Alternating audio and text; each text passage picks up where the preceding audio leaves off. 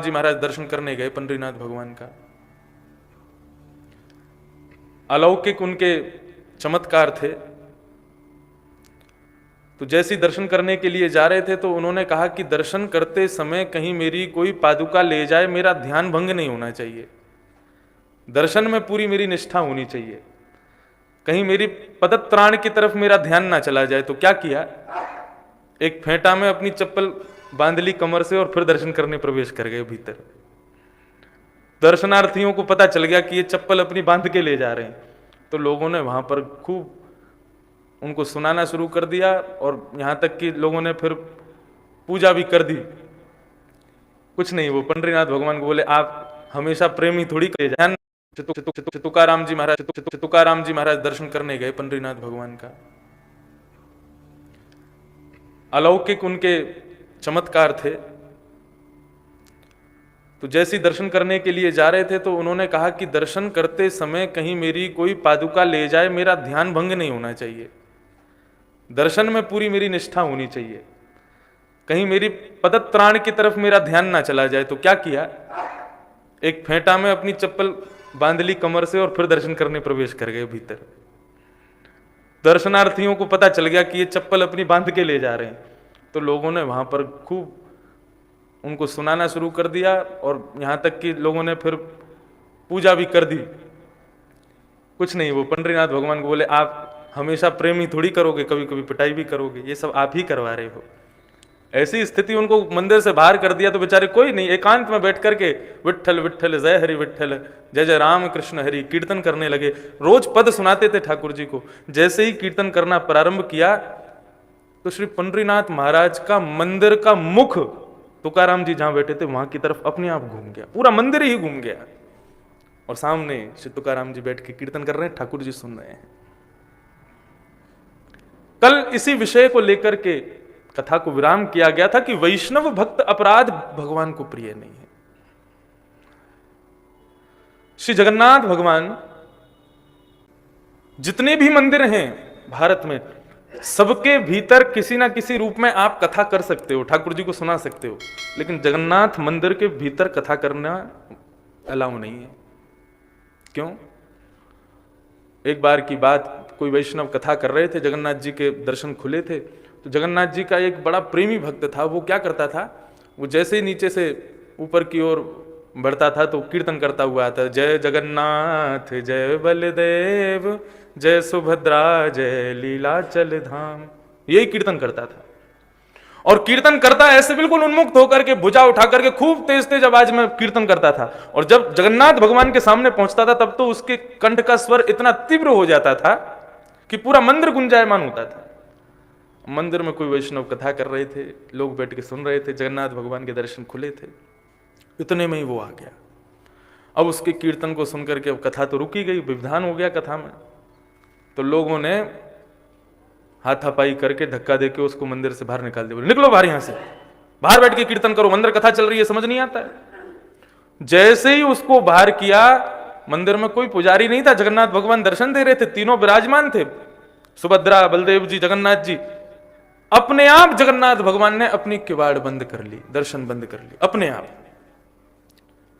पुजारियों ने जाकर के खूब प्रार्थना की, खूब गेट खटखटाए, अंदर से जगन्नाथ भगवान बोले, मेरे वैष्णव भक्त को, मेरे प्रिय कीर्तनीय भक्त को यदि अपराध करोगे तो मैं दर्शन नहीं दूंगा।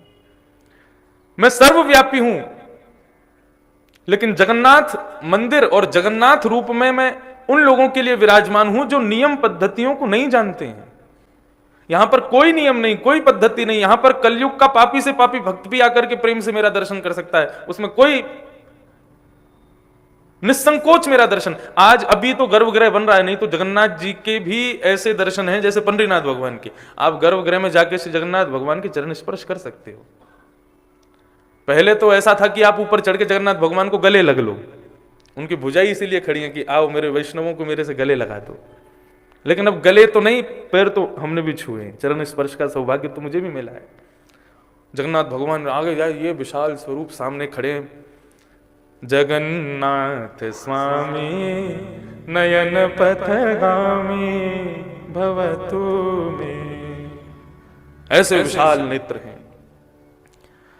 जगन्नाथ भगवान ने फिर उसी दिन कह दिया कि आज के बाद हमारी जो कथा है वो पूरे सारे तीर्थों में सुनाओ, सब जगह सुनाओ, लेकिन जगन्नाथ मंदिर में कीर्तन की प्रधानता रहेगी।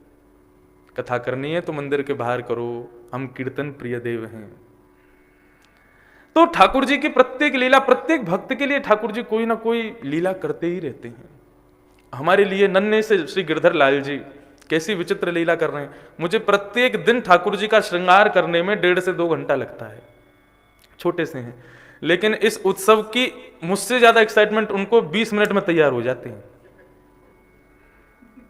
सुबह मंगला के बाद में ठाकुर जी को गोद में लेके बैठता हूं और हमेशा मुझको इतना समय लगता है, कभी यहां से बगलबंदी निकल जाएगी, कभी यहां से कुछ निकल जाएगा। अच्छा, इनके क्या है, इनके वस्त्र कोई बनाता नहीं है, इनके वस्त्र कोई नहीं बना पाया, क्योंकि हमारे लाल जी बिल्कुल, ये हाथ भी मेरा बड़ा है, इससे भी छोटे हैं। तो प्रत्येक अंग का जो आप दर्शन करते हैं वो तुरंत काट करके और उसको फिर पहनाया जाता है। तो मेरे पास में इतने बड़े बड़े कपड़े रखे होते हैं, उन्हीं में से काट काट के कैंची, मैं पूरा दर्जी बन जाता हूं जब इनकी सेवा करता हूं। मुझे सब पता है कितना पैर में आएगा, कितनी कछनी आएगी, कितना कैसे, वो सब काट काट के तुरंत धराता जाता हूं। तो 1.5 से 2 घंटा रोज समय लगता है, लेकिन उत्सव में 3 बार श्रृंगार होता है ठाकुर जी का। सुबह अभी श्रृंगार आरती हुई, अब इसके बाद श्रृंगार कब होगा, शाम को उत्सव के लिए, उसके बाद श्रृंगार होगा रात्रि शयन का। और तीनों बार में मैं देख रहा हूं, मुझे ज्यादा से ज्यादा 10, 15, 20 मिनट लास्ट ठाकुर जी तैयार,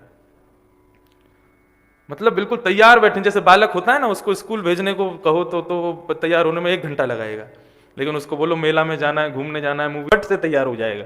ऐसे ही आप सब लोगों को देखने की उत्सुकता इतनी अच्छी है हमारे लाल जी की, आप सबको देखने के काजे तुरंत तैयार हो जाते हैं, तुरंत। और अभी देखो, आज उत्सव पूरा होगा, कल उत्सव पूर्ण होते ही परसों से फिर 1.5-2 घंटा लगेंगे ही लगेंगे।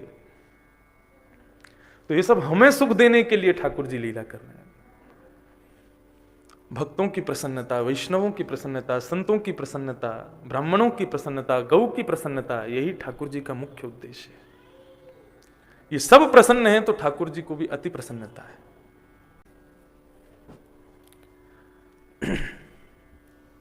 आज ठाकुर जी का सायंकालीन सत्र में रंगनाथ भेष है। हमारे